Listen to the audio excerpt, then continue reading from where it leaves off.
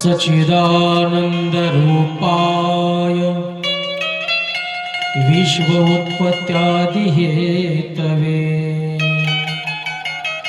तापत्रय विनाशाय श्रीकृष्ण वयो नमः। प्रस्तुत प्राप्त प्रसंगी पवित्र वेळी पवित्र स्थळी जगन्माता विश्वमाता माडेश्वरी मातेच्या पदस्पर्शाने पावन झालेल्या भूमीमध्ये भगवान श्री दत्तात्रेयांच्या दरबारामध्ये जीवाचं कल्याण करणारी अतिशय पवित्र गोड अवीट आणि सुरस असणारी कथा श्रीमद देवी भागवत महापुराण कथा, तृतीय दिवसाची गोड कथा आपण या ठिकाणी उपस्थित सर्व अबालवृद्ध वयोवृद्ध गुणवृद्ध गुणवान शीलवान चारित्र्य संपन्न सर्व माय बापाच्या चरणी माझा सादर कोटी कोटी प्रणाम। गेल्या अनेक वर्षापासून भगवान दत्तात्रेयांच्या असीम कृपेने माझे परमस्नेही असणारे आदर्शयुक्त परिवार, माझे सन्मानत्र परमस्नेही असणारे बापूसाहेबजी कुंभेजकर, श्री उदयजी कुंभेजकर आदी करून सर्व परिवार, माझ्यावर खूप लहानपणापासून जीवापाड प्रेम करणारे सर्व तुम्ही उपस्थित, आज माझे कलाकार बंधू संगीतकार शुभमजी वाल्मिकी बारामतीकर, तसेच तबल्याची साथ देण्यासाठी आज वारगड सर या ठिकाणी उपस्थित आहेत आणि तुम्ही सर्वजण आणि गोड sound system Shubham sound system सर्वांच्या उपस्थितीने सर्वांच्या सहकार्य या ठिकाणी अन्नदान देणारे, या ठिकाणी आपल्या परिस्थितीनुसार फुलाची पाकळी अर्पण करणारे, प्रसाद घेणारे, प्रसाद देणारे सर्वांना धन्यवाद आहे। या ठिकाणी पारायण करणारे आमच्या मैया असतील त्यांना या ठिकाणी धन्यवाद आहेत आणि अधिकरून सर्व मारेकरी जे काही या भूमीत जन्माला आले, मग कदाचित एखादी मुंगी असेल, एखादा किडा असेल, कीटक असेल, प्राणी असतील, सर्वांना धन्यवाद आहे। तर या भूमीची ताकद आहे। मी अनेक वर्षापासून या भूमीमध्ये येतोय। हे तुमचं नगर हे ऐतिहासिक नगर आहे दादा, हे काही वसवलेलं आत्ताचं नाही आहे। दंडकारण्यातील हे अतिशय देखणं नगर आहे। याच्यापेक्षा कितीही मोठे तालुके असतील पण आपल्या नगरासारखं देखणं असणारं। सकाळी तुमच्या आईसाहेबांच्या दर्शनाला गेलो, मला सांगा इथं अशी काय ताकद असेल की जगदंबा मातेने हे गाव निवडलंय? त्याला तुळजापूरमध्येच राहता येत नव्हतं का? कोल्हापूरमध्ये राहता येत नव्हतं का? माहूरगडाला राहता येत नव्हतं का? त्याही ठिकाणी त्यांनी राहिले, पण इथं सुद्धा त्यांनी या ठिकाणी आपलं स्थान मांडलं। म्हणजेच आपण पावन आहेत। अलग लक्षात 80 हजार वर्ष साधना करणाऱ्याच्या स्वप्नात न येणारी माझी आई प्रत्यक्षात या ठिकाणी भक्तांचं पालन पोषण कल्याण करण्यासाठी उपस्थित आहे। म्हणून तुम्ही इथं येणारे भाग्यवान आहेत, इथं जन्माला येणारे भाग्यवान आहेत आणि इथं सुना होऊन येणारे पण भाग्यवान आहेत। दोघींना पण आनंद आहे। आणि अशा या भूमीमध्ये आपण श्रीमद देवी भागवत महापुराण पाहतोय। काल आपण महात्मा पाहिलंय भगवान गोपाल कन्हैयांच्या पिताश्री वसुदेवजी, आपला मुलगा आपल्याला भेटावा, अनेक दिवसापासून त्याची भेट नाहीये, म्हणून नारदांनी सांगितलं हे नवरात्र देवी महात्मा देवी भागवत पुराण हे वसुदेवाला सांगितलं 9 दिवस अधिष्ठान मांडून, आणि 9व्या दिवशीच म्हणजेच 27 दिवसांनी कन्हैया भगवान परमात्मा त्या जांबुवंताला हरवून, जांबुवंताला रामरूपी दर्शन देऊन ते सेमंतक मणी पण आणला आणि त्याची मुलगी पत्नी सुद्धा घेऊन आले. बघा, एवढा फायदा देवी भागवत श्रवण करणाऱ्याला होतो. तुमच्याकडे जर कुणी आले किंवा तुमच्यात आपल्यात कुणी असेल की अक्षदाला फार उशीर झाला आहे, त्यांना खरंच सांगा. बरं, मी काय पदार्थ सांगत नाही, तुम्ही खुश व्हावं, तुम्ही प्रसन्न व्हावं, याकडे माझं सतत नाव घ्यावं म्हणून हे बोलत नाही आहे. इथं एक पुरावा आहे. कदाचित घ्या तो ग्रंथ, कदाचित नसेल तर इथं श्रवण करा. मी याच्या बाहेरचं नाही काय सांगणार. फक्त कुंभकर्णाची पत्नी एखाद्याला प्रसन्न झाली तर मला थोडंफार इकडे फ्रेश करावं लागतं. राम अवतारामध्ये रावणाला मारलं, कुंभकर्णाला मारलं, मंदोदरी पण आली होती रामप्रभूकडं आणि कुंभकर्णाची पत्नी पण आली होती. ज्या वेळेस रामप्रभूने रावणाचा वध केला, एका शिळेवर बसले होते. 18 दिवसाचं युद्ध झालं. थोडेसे थकले, ते न थकणार आहेत, पण आपल्या लीला चरित्र आहे. थकले, बसले, सीन गेला आणि एवढ्यामध्ये माझ्या पतीला पूर्ण विश्व घाबरत होतं. 9 ग्रह ज्यांना घाबरतात, 9 ग्रहाच्या पायऱ्या करणारे, 33 कोटी देव बंदीखान्यात घालणारे, विश्वाची भागी लिहिणारी ही माझ्या पतीची सेवा करत होती. आणि एवढा बलदंड असणारा, विश्वविधाता भगवान शिवाचा प्रिय भक्त असणारा, आणि माझ्या पतीला रावणाला कोणी मारलं, कोण आहे राम, म्हणून मंदोदरी रामप्रभूला पाहण्यासाठी आली. आणि मंदोदरी पाठीमागून आल्यानंतर रामप्रभू समोर होते. सूर्याच्या प्रकाशात त्या मंदोदरीची सावली रामप्रभूच्या अंगावर पडली. ताड दिशेने उठले, कारण सावलीची आकृती पाहिली की पुरुषाची आकृती नाही, स्त्रीची आकृती आहे. आणि त्या स्त्रीच्या आकृतीला ताड दिशेने उठले आणि हात जोडले आणि समोर पाहिलं तर दैदिप्यमान असणाऱ्या रावणाची पत्नी आहे, पतिव्रता आहे. एका क्षणात तिच्या बुद्धीत पालट झाला. जी क्रोध होता, जो राग होता, माझ्या पतीला मारणारा कोण आहे तो राम, मी पतिव्रता आहे, भस्म करून टाकते. आणि मग समोर मंदोदरी पाहिल्यानंतर हात जोडले. तिचं कारण आहे, हो मैया, आपण धोके आहात, मलाही खेद आहे, पण नावेलाच होता माझा अवतारच याच्यासाठी होता. मंदोदरी म्हटले, जे दुःख होतं ते माझं एका क्षणात पळालं. म्हणजे असं का बोलता, तुमचे पती गेलेत, एवढा मोठा दुःखाचा डोंगर कोसळलाय तुमच्या जीवनावर, तुम्ही पतिव्रता आहात. आणि पतीच्या मता अनुसरून पतिव्रता, जी पती आपल्या पतीची निंदा श्रवण करीत नाही, ऐकू शकत नाही, स्वतः भस्म होते. सतीची कथा पण पाहिली. आपल्याच पित्याने आपल्या पतीची निंदा केली, एका क्षणात सती भस्म झाली. तुम्ही तर पतिव्रता आहेत आणि तुम्हाला दुःख नाहीये. म्हणजे होतं, मग मी पाहायला आले, कोण राम आहे ते. अरे, एक माझा पती होता रावण, की आवडलेली स्त्री घेऊन यायचा, अन्याय करायचा, अत्याचार करायचा, त्याचं नाव होतं रावण. आणि एक राम आहे, परस्त्रीची सावली अंगावर पडली तरी त्या सावलीचं दर्शन घेणारा आहे राम. तुला वंदन आहे माझं, म्हणून राम म्हणतात. डोहाळे म्हणून एक लक्षात विनंती करतो, पुढे तर विषय सांगणारच आहे मी. तुम्हाला तुमच्या मनासारखा पुत्र व्हावा असं वाटलं ना, मनासारखी पुत्री व्हावी अशी वाटली ना, कदाचित तुम्हाला वाटतं की तिने माझं नाव कमवावं, मुलांनी माझं नाव कमवावं, धर्मांध असावं, मायबापाची सेवा करणारा असा पुत्र पुत्री पाहिजे असेल ना, तर गर्भसंस्कार हे सगळ्यात मुख्य. गर्भसंस्कार तेवढ्या 9 महिन्यामध्ये जे तुम्हाला चांगलं वाचायला मिळेल, चांगलं ऐकायला मिळेल, ते चांगलं वाचा, चांगलं श्रवण करा. तेवढ्या 9 महिन्यात फक्त एक उपवास करा, तो म्हणजे मोबाईलचा आणि टीव्हीचा. कारण मी टीव्ही पासून फार दूर आहे.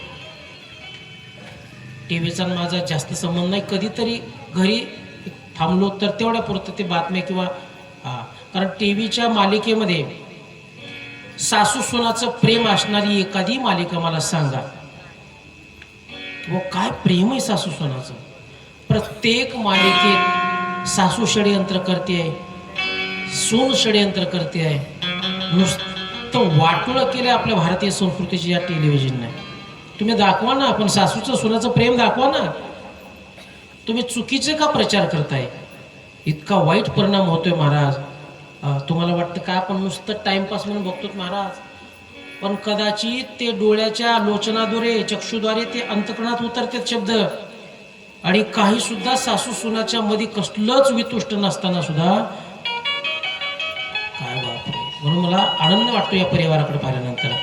सासू सुनाचं प्रेम, जावाजावाचं प्रेम, ते आदर्शयुक्त परिवार आहे मी म्हटलं ना. आणि एक लक्षात घ्या, ही तुमची ताकद आहे, तुमच्या घरातली एकता ही तुमची ताकद आहे. नाहीतर असे लांडगेत महाराज की तुम्ही कधी वेगळे होतील, चुकीचे विचाराने भांडणं करतील, भावाभावामध्ये वितुष्ट येईल, भांडणं होईल, एकमेकाच्या अंगावर धावून जातील. हे लांडगे पाहण्यासाठीच आहे दादा. भावाभावाचं प्रेम लांडग्यांना कधीच आवडणार नाही महाराज. ते टपूनच बसलेले असतात. म्हणून त्यांचे भक्ष्य होऊ नका. काही उद्या इष्टटी उद्या, पैसे उद्या, काय उद्या हो. तुम्हाला जर कदाचित वाटलं ना की भावाभावामध्ये थोरल्याला जास्त गेलं, थोरल्याला वाटलं जास्त धाकट्याला इष्टेट गेली, तर फक्त त्या दोघांनी म्हणून एक 7 दिवसाचं रामायणाचं पारायण करा बस. पण मनापासून करा, मग जीवनात कळेल की रामप्रभूच्या जीवनामध्ये राज्याभिषेक असताना भरत हा धाकटा आहे. भरत तू राज्य सांभाळ, मी वनवास सांभाळतो. काय काय प्रेम आहे महाराज. हे रामकथा ऐका. आमच्या बापूसाहेबांनी काल का परवाच आमचा कार्यक्रम सुरू झाला आणि एक कार्यक्रम झाला की म्हटले महाराज काय पुढच्या वर्षी रामा ना. हो, आमचा जन्म त्याच्यासाठी. आम्ही काय आता आम्हाला उस्तोडा नेलं तर काय आम्ही उस्तोडणार का? त्यालाही तिथं भजनं सांगून आम्ही आमच्या हातात कोयताना कधी उभा तुला कथा सांगतो, भजन कीर्तन सांगतो, आम्हाला काय फाडात उतरू नको, हे कधी काय आम्हाला जमलं नाही. याच्यासाठी जन्म आपला. चला एक अमृतासारखी कथा सांगतो, 1 मिनिटाची, जास्त वेळ घेत नाही.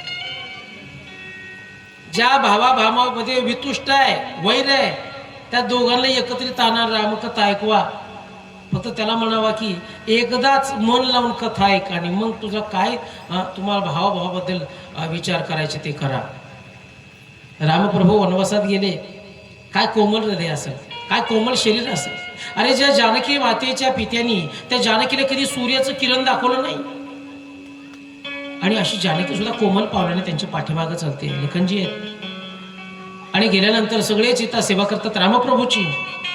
प्रभू कुछ तो सेवा का अवसर दीजिए. राम म्हणतात नको, काही नको. फक्त श्रृंगवेरचा राजा तो त्या ठिकाणी खूप विनवणी करते की माझ्या महालात राहा, हे राज्य तुमच्या नावावर करतो, आयुष्यभर तुमची सेवा करतो, जाऊ द्या अयोध्येचं राज्य. रामप्रभूंनी नाही स्वीकारलं. सगळे येतात, सेवा करतात. वनदेवी आली, वनदेवी. आणि वनदेवी हात जोडून म्हणते की प्रभू मलाही काहीतरी सेवा करण्याची संधी द्या. त्यावेळेस राम म्हणतात नको, मी सेवा घ्यायला नाही आलो, मी वनवास भोगण्यासाठी आलो. माझ्या पित्याने वचन दिलेलं आहे, मी वनवास भोगतो. मला इथं काही अशा काय भोग वस्तू देऊ नका. त्याला वनवास म्हणता येणार नाही. वनदेवी खूपच व्याकुळ झाली, म्हटले प्रभू माझी इच्छा आहे तुमची सेवा करायची. वनदेवी ज्या वनामध्ये चालत होते ना, ते वनदेवी प्रसन्न झाली. कारण ती वनदेवी सुद्धा रावणाच्या अन्यायाने फार त्रासून गेली होती. पण रामप्रभूचे त्या वनामध्ये पावलं पडत असताना त्या काय आल्हाद असणाऱ्या, जसे लहान लेकराची पावलं आपल्या डोक्यावर असावी, गालाला लावावे, खांद्यावर घ्यावं. त्या लहान लहानशा लेकराची पावलेत ना आपल्या गालाला लावावी. आणि मग त्या माता पित्याला काय सुख प्राप्त होतं ते सांगता येत नाही. तसं वनामध्ये प्रत्येक पाऊल रामप्रभूचा पडायचं ना, वनदेवीला वाईट वाटायचं. म्हणून ती म्हटली मला काहीतरी सेवा द्या. राम म्हणले ठीक आहे, तुझी फारच इच्छा आहे ना, तर तू एक काम कर. ज्या रस्त्याने मी वनातून आलो ना, त्या रस्त्यामध्ये फार काटे आहेत ग, तेवढे तू काटे स्वच्छ कर. ज्या रस्त्याने मी वनात आलोय अयोध्यापासून, ते रस्ते फक्त स्वच्छ कर, त्या रस्त्यात फार काटे आहेत. वनदेवी म्हटली प्रभू ज्या रस्त्याने तुम्ही आला त्या रस्त्याने तुम्ही परत जाणार नाहीत ना? म्हणजे नाही जाणार. मग का रस्ता स्वच्छ करायचा आहे? मग त्यावेळेस रामप्रभू एक वाक्य उच्चार करतात आणि वाक्य बोलत असताना त्यांच्या डोळ्यातून नकळत अश्रू बाहेर आले.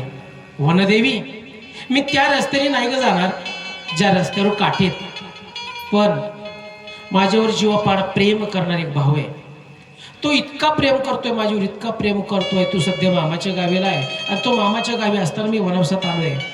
तो मामाच्या गावून घरी येईल, मला ती दादा दादा करेल, प्रत्येक मालात पाहिल. आणि ज्यावेळेस मी नाही दिसणार त्यावेळेस तो मला शोधत शोधत याच रस्त्याने येईल. आणि ज्यावेळेस तो याच रस्त्याने येईल ना, त्याच्या कोमल पावलाला ते काटे टोचू नये म्हणून तू काटे काढ बाहेर. कारण माझा भरत आहे ना, खूप प्रेम करतो माझ्यावर. प्रभू, त्याला काटा टोचण्याचा आणि तुम्हाला वाईट वाटण्याचा काय संबंध आहे?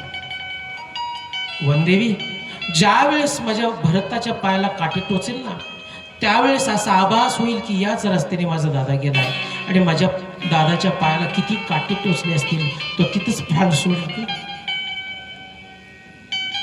तो माझ्या दादाला किती त्रास झाला म्हणून प्राण सोडेल. म्हणून फक्त रस्ता स्वच्छ करा. दृष्टांत संपला. मला सांगायचंय, हे प्रेम काय रामप्रभूंनी अयोध्याला एकता ठेवली आहे. लखनजीला थोडा राग यायचा, पण त्याला समजावून सांगायचे, आपला अवतार भांडण करण्यासाठी नाही रे, समाजाला एकत्र करण्याचं आहे, माणसं जोडायचं आपला अवतार आहे त्याला. लखनजीला सतत सांगायचे. म्हणून रामकथा त्या लोकांसाठी फार गरजेची आहे. आणि हे कथेनेच प्राप्त होतं महाराज.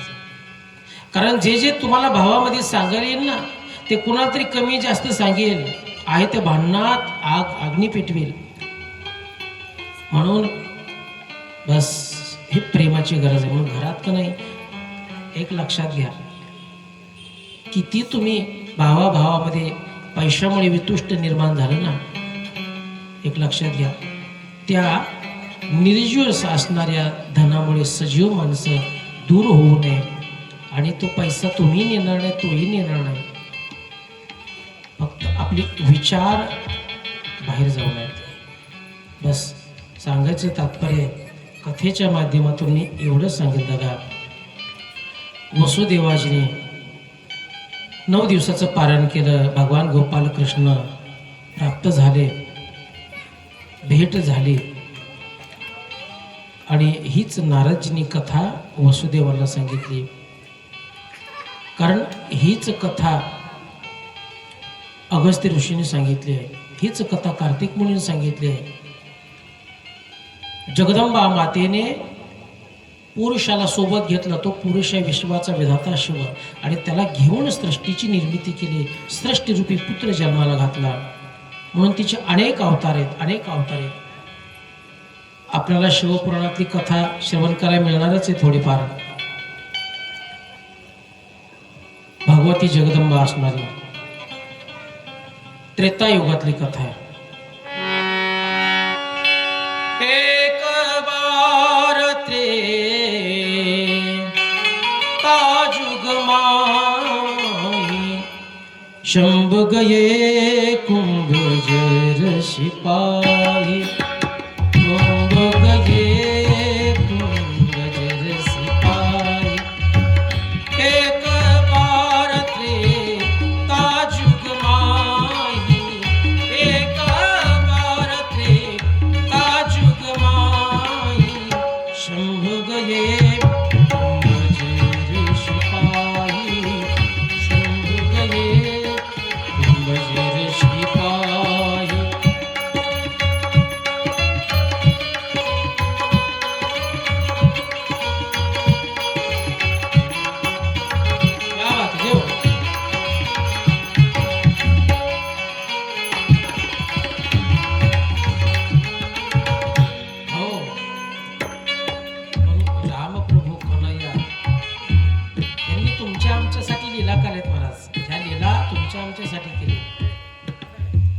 डोहाळे राम प्रभू पुरवतात, पण जानकी माता म्हणते प्रभू डोहाळे लागलेत माझी पूर्वा. जानकी माता म्हणाली प्रभू मी डोहाळे मागते, मी म्हणेल ते द्याल का? म्हटलं हो.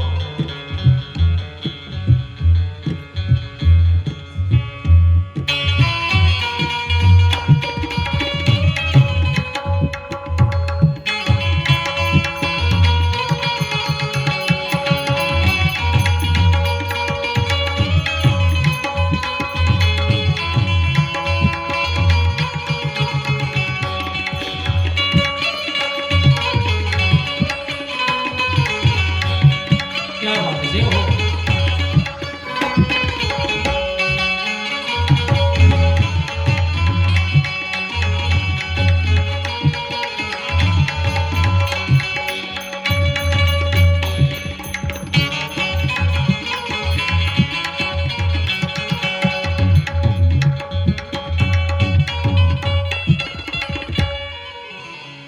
ऐका, कारण ती थोडीशी कथा राहिली.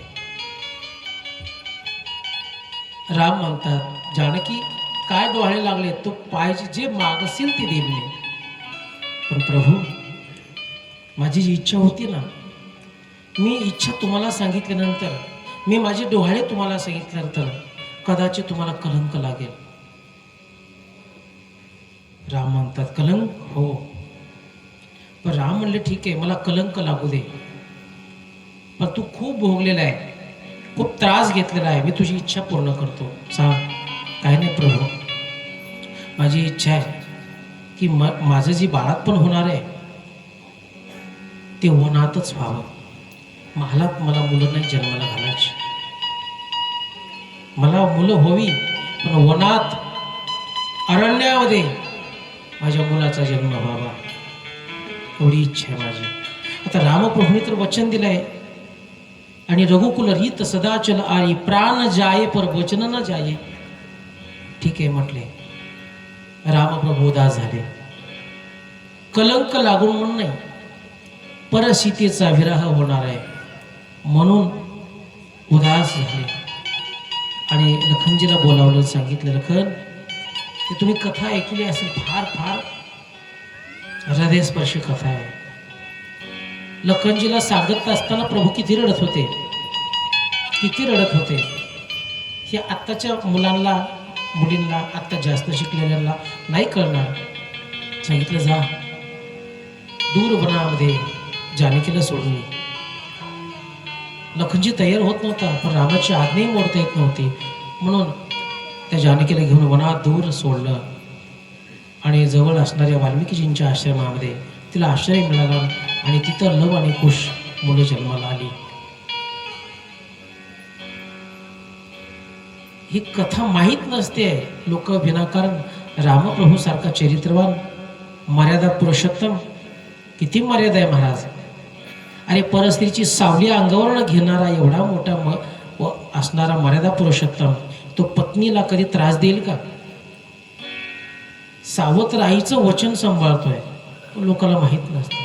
हे सीतेचीच इच्छा होती, रामप्रभूची नव्हती.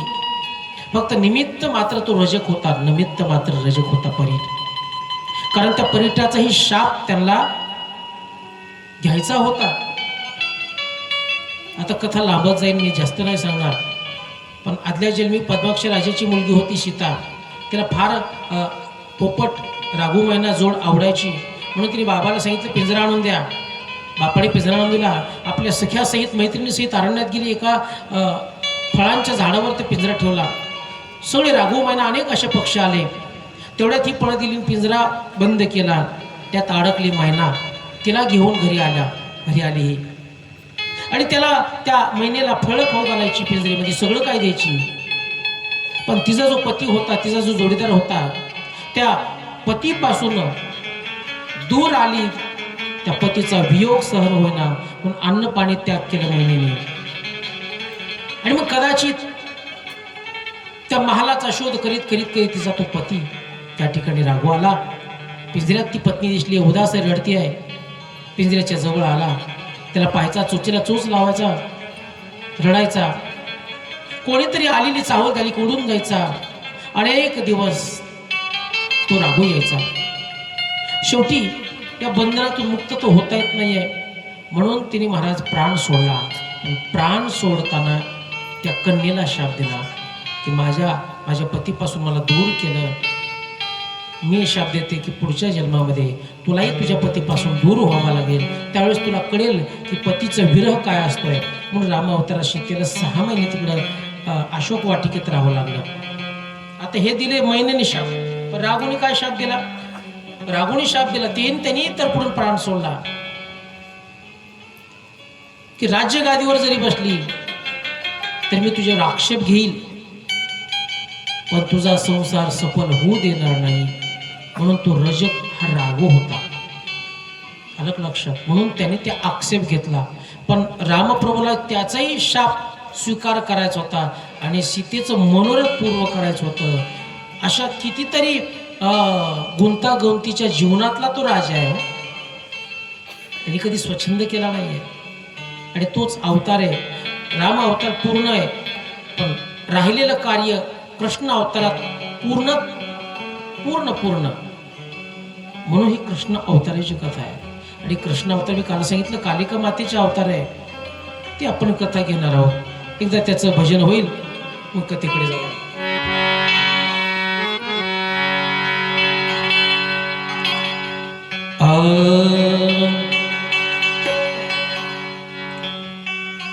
म्हणजे श्याम सुंदराचं, कारण देवीचं भजन हे कन्हैयाचं, कन्हैयाचं भजन हे देवीचं.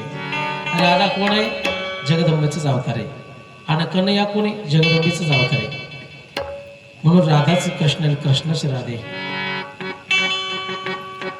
कृष्णा कृष्णा कर दे हमारा जन्मा जन्म का निवारा. कृष्णा कृष्णा कर दे हमारा जन्मा जन्म का निवारा.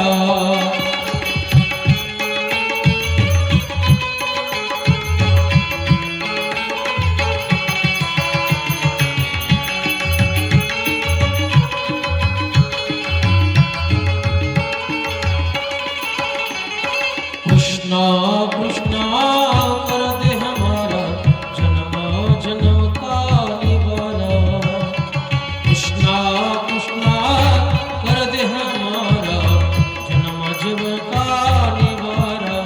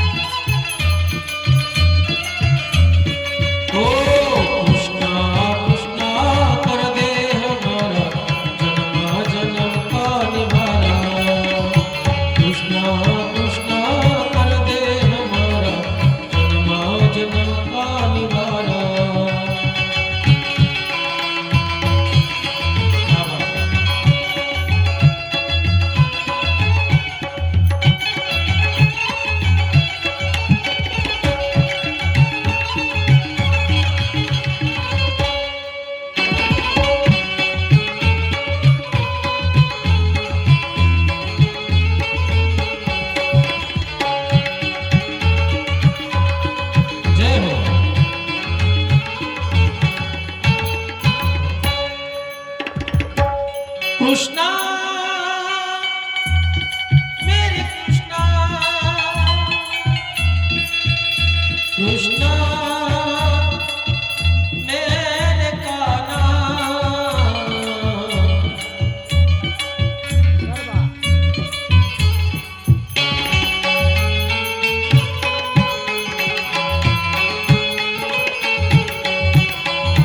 कृष्णा कृष्णा कर दे हमारा जन्म जन्म का निवारा.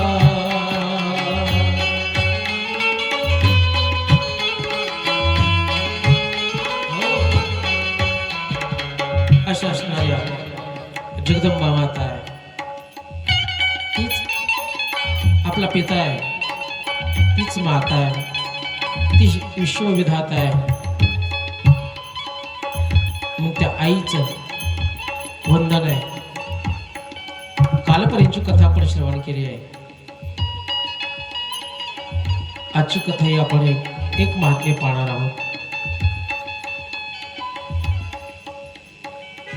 अतिशय गोड आहे ते.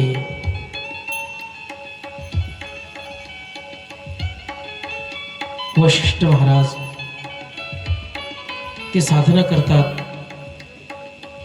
आणि त्याच साधनेने इकडं असणाऱ्या आमच्या कार्तिक मुनींची भेट होते. क्रौंच पर्वतावर असणारे आमचे कार्तिक मुनी आहे.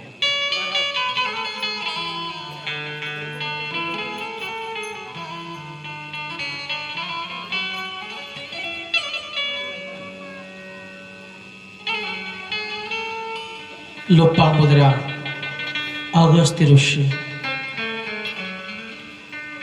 ऋषी आणि लोपामुद्रा अतिशय ध्यान साधना संसार चालू आहे. आणि एके दिवशी त्यांना वाटलं की हे विश्वमाता जगजननी भवानी कोण आहे, तिचा महिमा काय आहे, म्हणून हे श्रवण करण्यासाठी क्रौंच पर्वतावर कार्तिक मुनी आहेत त्या ठिकाणी गेले आणि कार्तिक स्वामींना दर्शन घेतलं.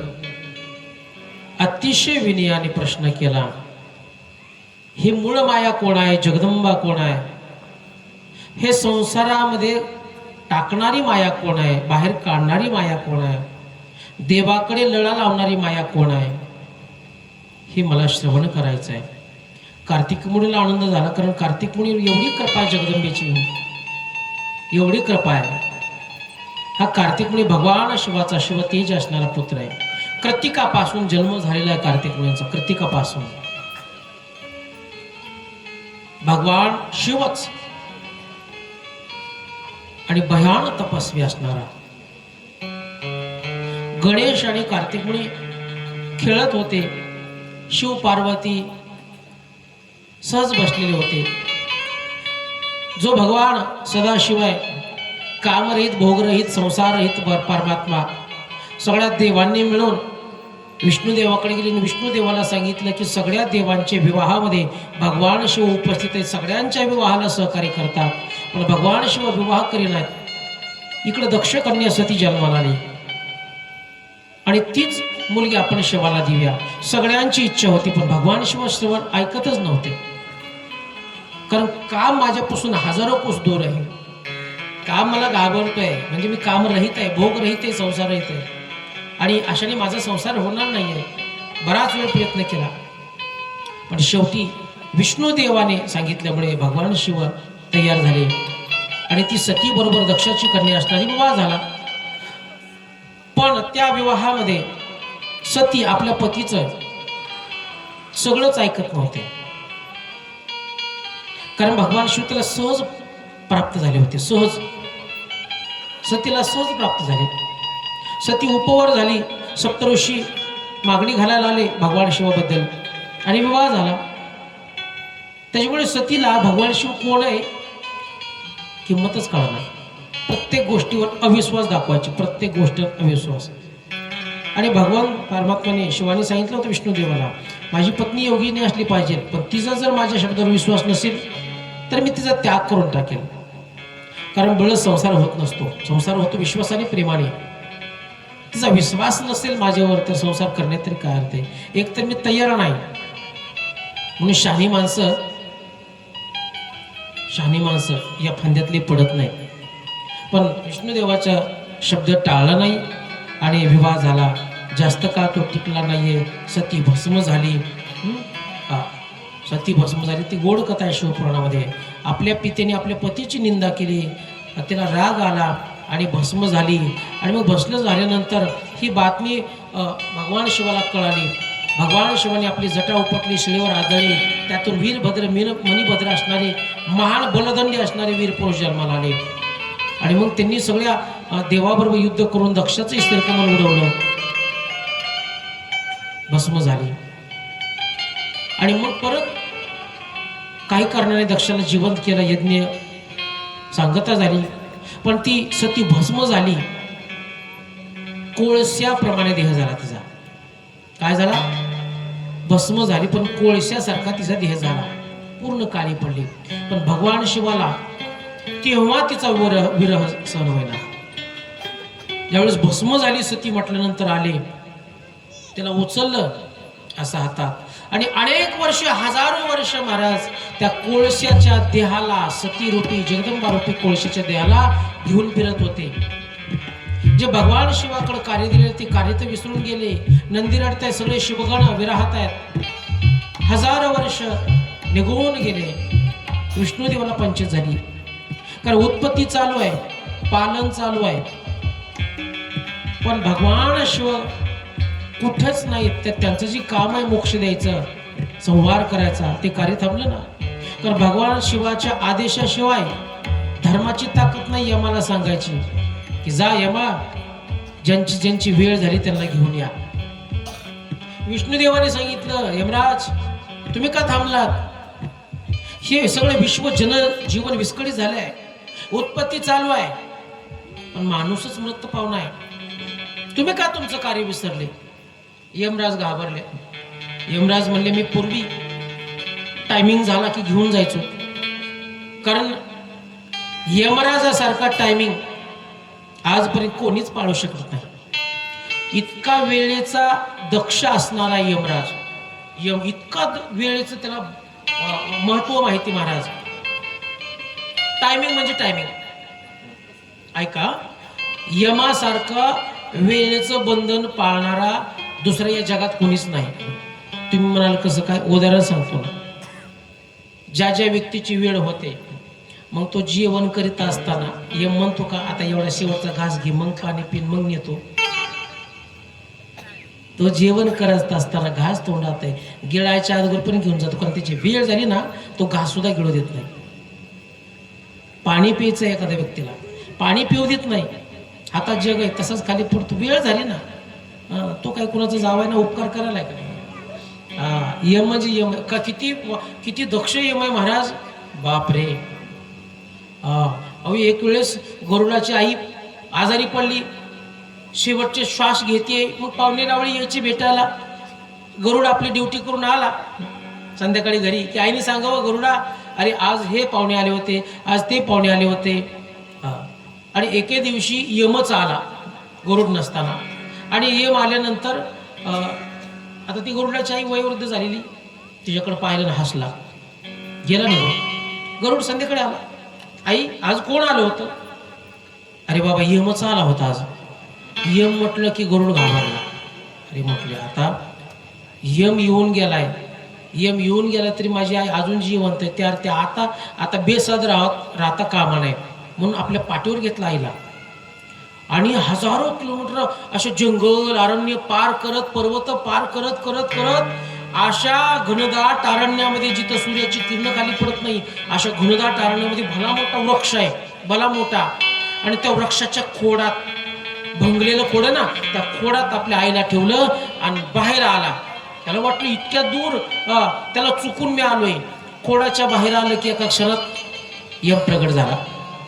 दचकला गुरु, यमराज इतक्या गपचीप चोरून मी आईला इतक्या दूर आणलंय मी, तरी तुम्हाला कस काय पत्ता कळला? यम म्हणला, कालच आलो होतो मी तुझ्या आईला भेटायला, विचारपूस करायला. पण मी मनातल्या मनात विचारलं की हे तुझी आई ना, तिचा मृत्यू याच खोडात तुझ्या समोर होणार होता. एवढं सगळं असताना ही म्हातारी अजून घरीच आहे, आणि इतक्या दूर कधी जायची, मी कधी तिचा प्राण हरणार आहे, अशी मला चिंता वाटली होती. म्हणून सहज म्हातारीकडे बघून हसून गेलो होतो. पण तुझ्या आईचा मृत्यू याच खोडात आणि तुझ्या समोर होणार होता. बघ जाऊन खोडात. गरुडाने पाहिलं तर आई गतप्राण झाली. अलग लक्षात. इतका वेळेचा बंधन पाळणारा यम विष्णुदेवाने सांगितल्यावर यम सुद्धा म्हटले, हात जोडले. कारण भगवान शिव त्या कोळशाप्रमाणे सतीला घेऊन, जगदंबेला घेऊन कुठे गेलेत? मोक्ष, मृत्यूचं संपलं ना सगळं.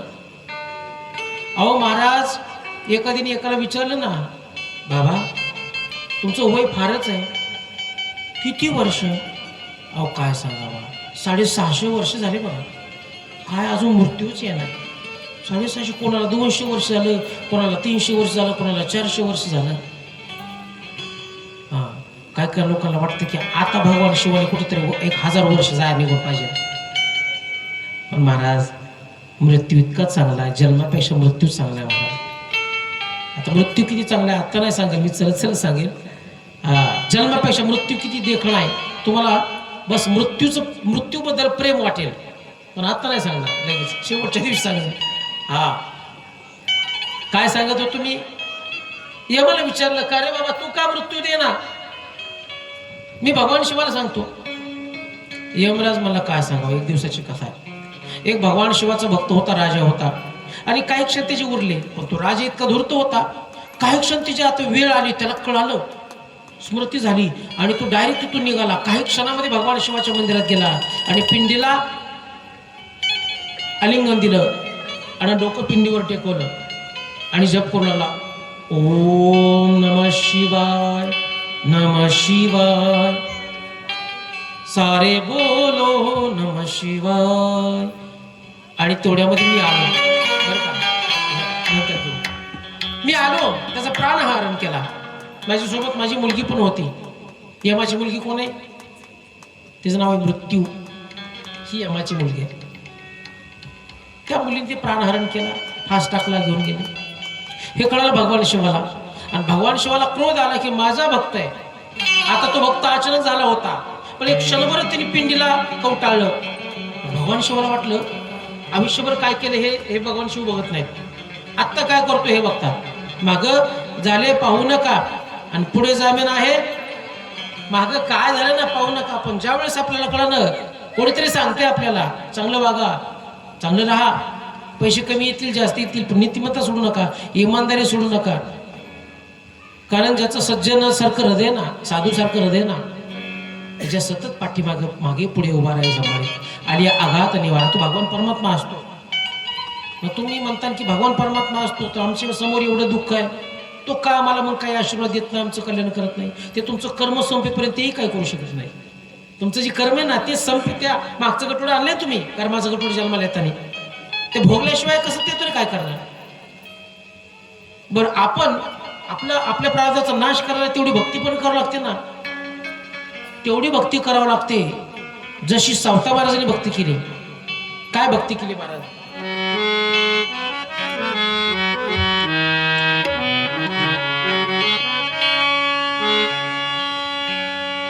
सावता महाराजांनी भक्ती केली, आणि तशी जर भक्ती केली तर मग आपलाही प्रारब्धाचा नाश भगवान परमात्मा करतोय.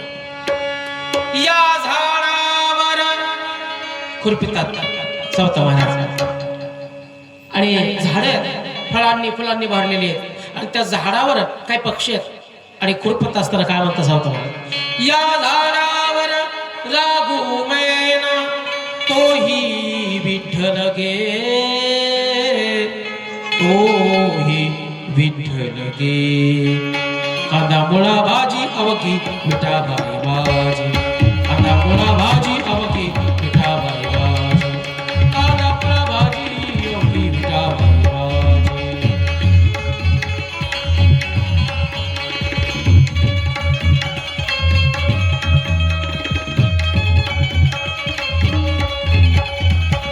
मिरची कोथिंबिरी अवघा झाला माझा हरी, लसूण मिरची कोथिंबिरी अवघा झाला माझा हरी, अवघा झाला माझा हरी, अवघा झाला माझा हरी, अवघा झाला माझा हरी, अवघा झाला माझा हरी.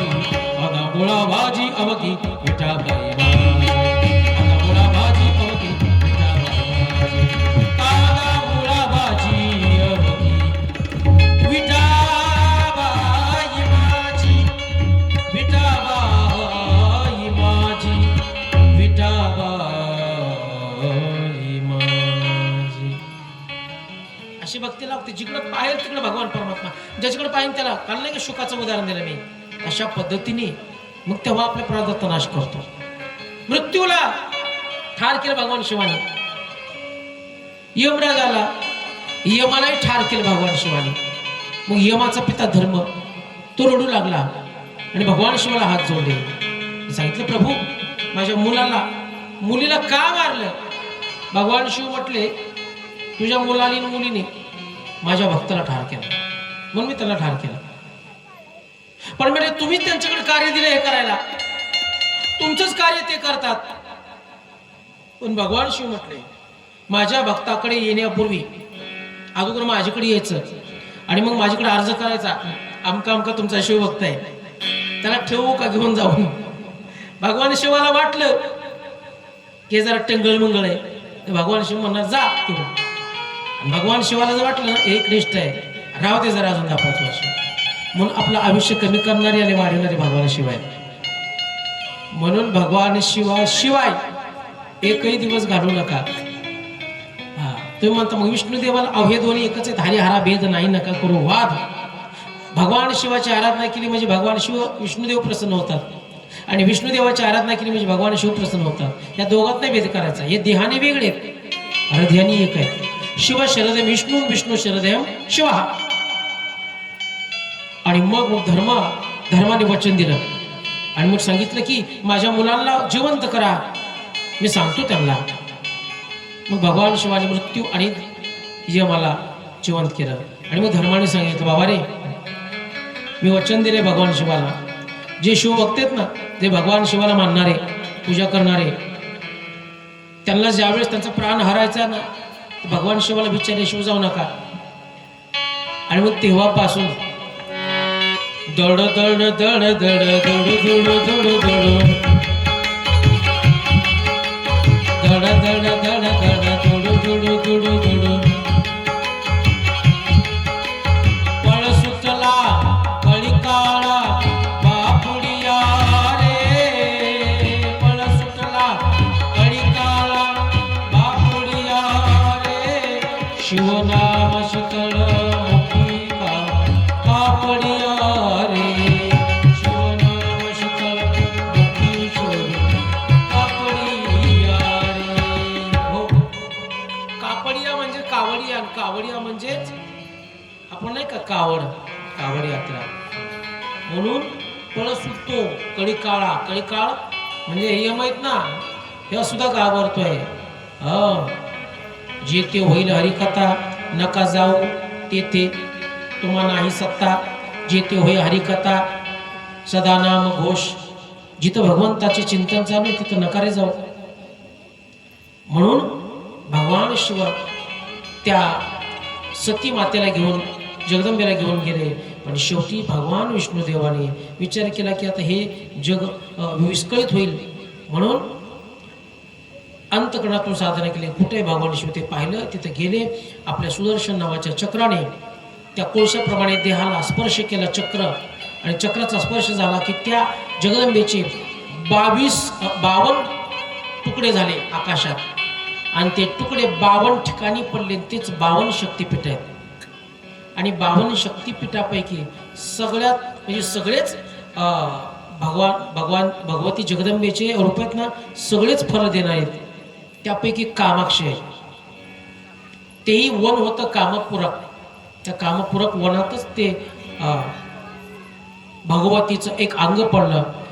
भग म्हणजे यवनी, ते भगवतीचा अवतार कामाक्षी देवीचा आहे. तंत्र मंत्र विद्या करणाऱ्याला ती देवी अशी भयान पावते. आणि त्याची खूप कथा आहे, फलदायी कथा आहे ती. बघा लोक जातात, काय लाखो लोक जातात कामाक्षी मंदिरात.